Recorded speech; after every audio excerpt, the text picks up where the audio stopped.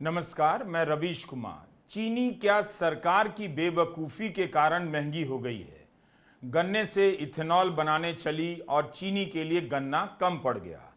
कारण यही है या कुछ और भी है?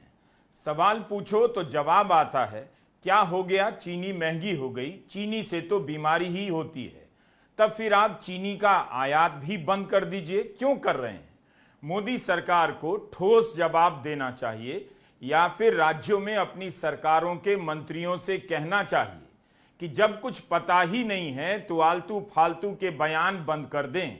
वैसे तो 100 चीजें हैं जिनके खाने से बीमारी हो सकती है, तो क्या यही तरीका है कि दाम बढ़ा दिए जाएं? उन्हें क्यों सजा मिलनी चाहिए जो सब कुछ सीमित मात्रा में खाते हैं? चीनी जीवन का अनिवार्य हिस्सा है। महंगी होगी तो लोगों के जीवन पर असर पड़ेगा। बीमारी के नाम पर महंगाई को सही बताने वालों से पूछना चाहिए कि चीनी के साथ साथ गुड़ क्यों महंगा हो गया। 50 रुपए किलो गुड़ बिक रहा था, 60 रुपए किलो बिकने लगा है। क्या लोग चीनी छोड़कर गुड़ ज्यादा खाने लगे हैं? इसीलिए सरकार को साफ साफ बताना चाहिए। चीनी मिल के लोग अखबारों से कह रहे हैं उनके पास स्टॉक की कमी तो नहीं, फिर दाम क्यों बढ़ रहे हैं? 20 दिनों में 20 रुपए किलो चीनी महंगी हो जाए तो जवाब इसका दिया जाना चाहिए, ना कि चीनी की केमिस्ट्री पढ़ाई जानी चाहिए। एक साल में चीनी के खुदरा मूल्य में 53% की वृद्धि हो गई। त्योहारों के कारण अगस्त के महीने में चीनी के दाम आमतौर पर बढ़ जाते हैं, मगर इस बार रिकॉर्ड स्तर पर चीनी महंगी हुई है।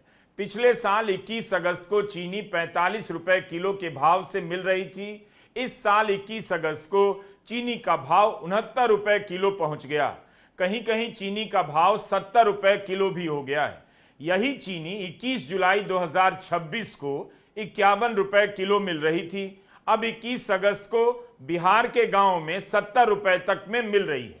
पैकेट में मिलने वाली ब्रांडेड चीनी 80 रुपए किलो मिल रही है। आम लोगों की जेब से इसी तरह कभी 10, कभी 20, कभी 50 के हिसाब से पैसा निकलता जा रहा है। उनकी बचत का हाल बहुत बुरा है। चीनी के दामों को मॉनिटर करने वाली एक वेबसाइट है चीनी मंडी।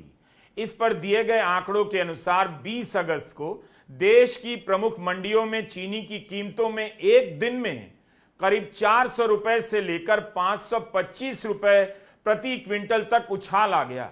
जाहिर है खुदरा बाजार में भी हाहाकार मचा होगा। लोगों की जेब खाली होने लग गई होगी। जेब तो E20 को अनिवार्य करने के फैसले से भी खाली हो रही है। माइलेज कम हो